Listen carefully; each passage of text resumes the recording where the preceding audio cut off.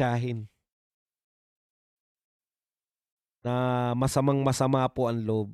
Ito po ang sinabi ni Representative Laila De Lima na bawal pagnasahan. Sabi ni Laila De Lima, ang tagal na ng paghanda ni BP Sara pero imbis na sagutin ang mabibigat na aligasyon laban sa kanya, kumakapit pa rin siya sa posibilidad na maisalba na naman ng teknikalidad. The public demands real answers. Hindi mapagtakpan ng teknikalidad ang kawalan ng pananagutan. Kaya wag niyang ipansalag ang naging desisyon ng Korte Suprema dahil nilinaw mismo nito na hindi siya naabsuelto nung i-dismiss nito ang impeachment dahil sa technicality. Sa dalawang paragraph ng pangungusap ni Laila De Lima, 3 beses niya yung sinabi yung teknikalidad. Diba? Parang aminado siya. Nakita niya, matalino naman yan si De Lima eh. Nakita niya na mukhang ite-technical na naman tayo ni BP Sara. Mukhang yung sagot na ad cotelum ay papunta na naman sa Supreme Court. Tama yun. Ako po naniniwala na ite-technical kayo. Pero taliwas po sa sinasabi mo, Laila De Lima, ang walang bahid na si Laila De Lima. Ang walang ka-LL sa katawan na si Laila De Lima. Tama yung hinala mo na dadaanin kayo sa teknikalidad. Kasalanan ba ni BP Sara na ini-expose nyo ang sarili nyo sa technicality? Parang yung Makabayan Black yan eh. Alam na nila na February 6, sinabi na ng Supreme Court, February 6 lang pwede mag-file ng panibagong impeachment. Pero ipinagpilitan pa rin na February 2 o February 4. Hindi ko natandaan kung kailan sila nag-file. Hindi ba sinasubject nyo yung sarili nyo sa technicalities? Ngayon, sinasubmit nyo na naman yung sarili nyo sa technicalities. Bakit? Ang linaw ng sinabi ng Supreme Court. Dapat, pag nagsampa kayo ng impeachment, nariyan na yung ebidensya. Kasama na. Yung mga magpapile ng impeachment, kasama sa reklamo nila yung ebidensya. Kaya nga, forms and substance ang pinatitignan sa committee, di ba? Nasa forma ba yan? May sustansya ba? Ano po ang ibig sabihin ng sustansya? Yung reklamo may katumbas na ebidensya. Yun po ang ibig sabihin ng sustansya. Kaya may substance.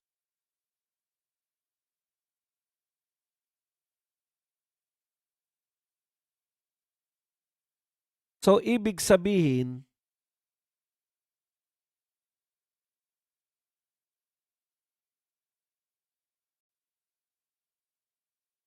sinasubject nyo na naman yung sarili nyo sa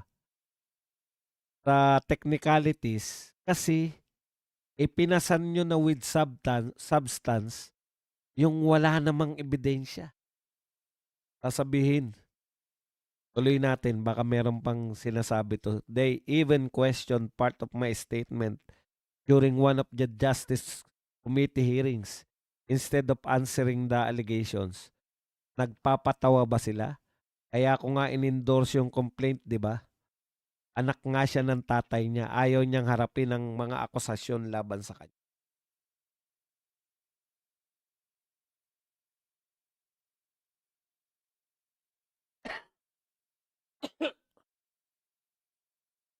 Oh, kung yan lang po ang sasabihin mo, De Lima, tama ka kasi sinasabi ni De Lima paulit-ulit yun. Wala pa tayo riyan sa pagtingin ng ebidensya, hindi pa natin kakalkalin yung ebidensya. Titignan lang muna natin, gano'n, eh. Tapos, actually sinasabi na nila BP Sara yung ite-technical sa inyo, eh. Unang technicalities niyo, bakit hindi pantay ang treatment ninyo? Double standard kayo tumingin, 'no, dito sa impeachment ni BP Sara tsaka ni BBM. Kay BBM, hinanapan niyo talaga ng ebidensya. Dito kay BP Sara, tsaka na raw yung ebidensya. Pag-uusapan niyan sa susunod. Puwede ba naman yun? Tsaka niyo pag-uusapan yung ebidensya sa susunod pa. Technicalities talaga ang habol ni BP Sara. Alangan namang magpa-impeach siya sa inyo. Eh, butas-butas yung inyo. Ang linaw po sabi ng Supreme Court, lahat na magsasampa ng impeachment, dapat kalakip na yung ebidensya. Hindi nyo ginawa yan. Hindi nyo hinanap yung ebidensya.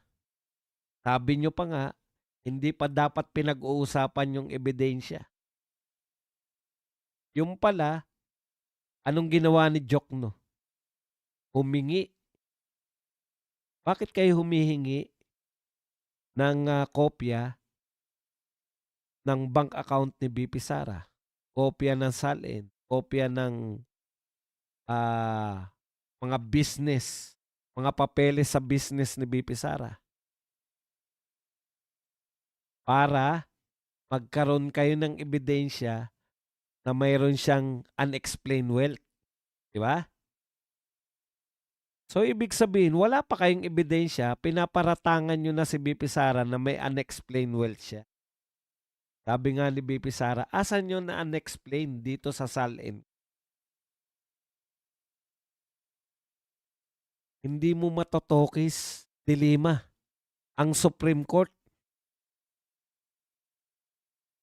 opo, lalapit si BP Sara ulit sa Supreme Court.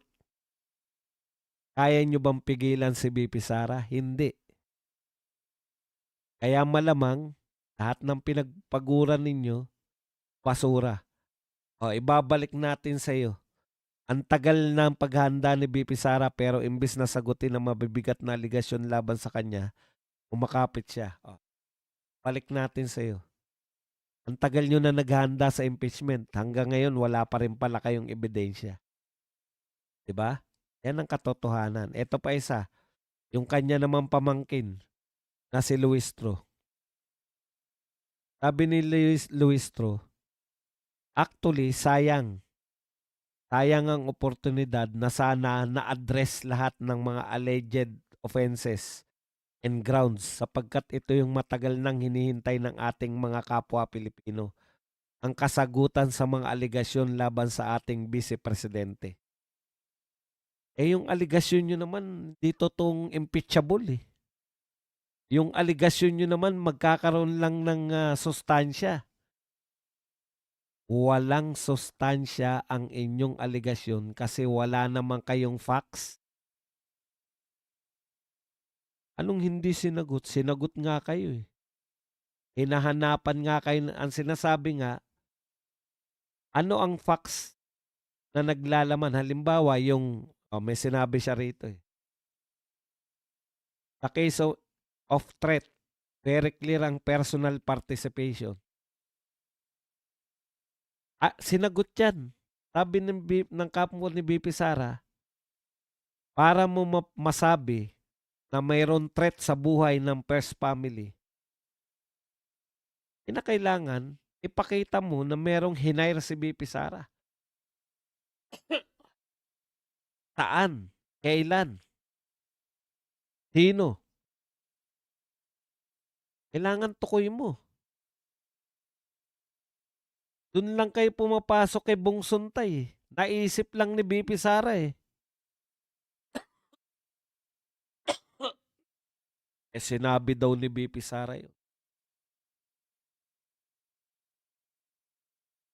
Si Suntay nga, sinabi niya na pinagnasahan niya si Sinabi niya na pinagnasahan niya si Curtis eh. O speaking of Ann Curtis, meron din yung apo ni Pilita Corrales. Oh, ang tagal ng reaction, no? Ngayon lang nag-react yung ano. Ang ganda pa naman nun, Janine Gutierrez ba yun? Nabababuyan din kay Bong Suntay. Makalipas ang 1 buwan, tsaka ka nababuyan. Tapos nagpo-promote ka sa likod mo, Janine. Naka-short ka. Anong tawag dun sa short na yun? Peck. Peck to the second power na short. Naka-peck short ka, tapos sasabihin mo, nabababuyan ka rito kay Bong Suntay. Alam mo, Janine, alam naman natin na kung bakit mo pinatulan yung kalab team ng nanay mo noon. Nagkaabot ba yan si Jericho Rosales tsaka si Lot Lot?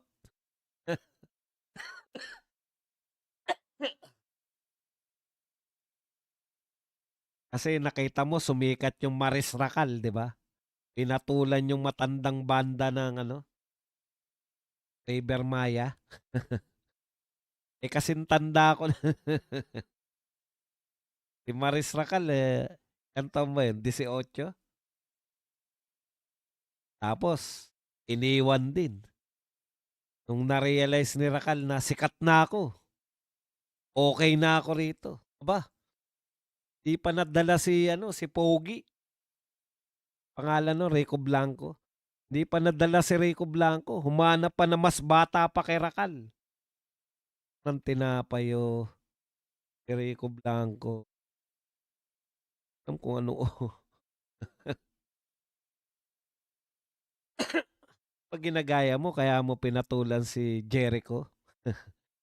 Sumikat ka na ba?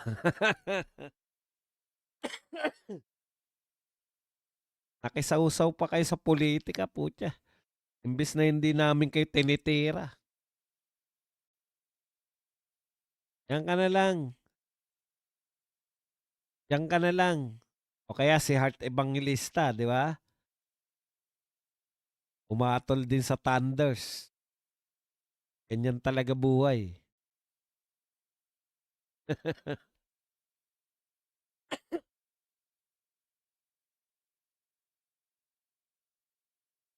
Naka-short at na tapos ini-interview siya, nakaluwa yung dibdib. Tapos nabababuyan ka kay Bong Suntay. Para saan yung suit mo? Para ano? Pantaduan niya. Minsan di mo maintindihan eh. Nagpapasexy kayo. Tapos pag pinagnasahan kayo, magagalit kayo. Si Dilima ang dapat magalit pag pinagnasahan. Ay, baliktad pala. Balik na tayo. Nasa na ba tayo?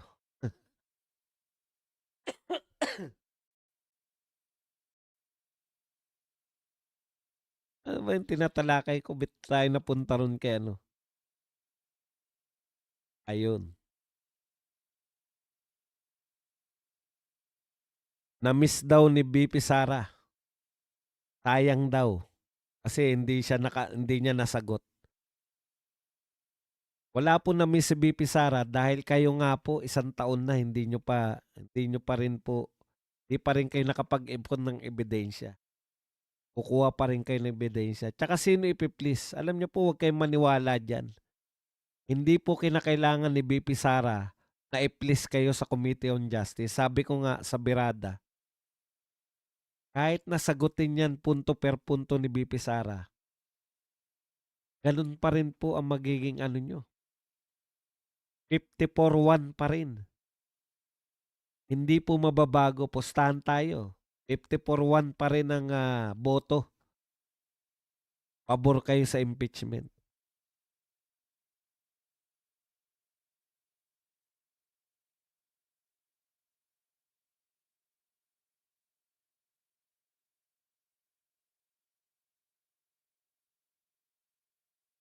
So, Ito po, ang sinabi niya, we will simply proceed. Maganda rin 'to para alam natin kung ano mangyayari.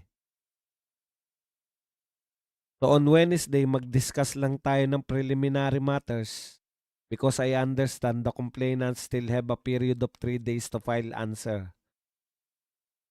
And after determination of sufficiency in grounds, we can proceed to the hearing proper where the committee is already authorized to address the motions, the request, and all other matters. Yan po yung mga request na magsasabina concerning evidence and witnesses which will be presented by the parties. So indeed, if it will be declared that there is sufficient ground, magkakaroon ng mini trial, should I say, before the Justice Committee. Sige. Meanwhile, si BP Sara, naghahanap lang po ng mga pagkakamali ninyo para madala na ang kaso sa Supreme Court. Huwag kayong mag-alala. Ako, ang buong paniniwala ko, makakarating po yan sa Supreme Court.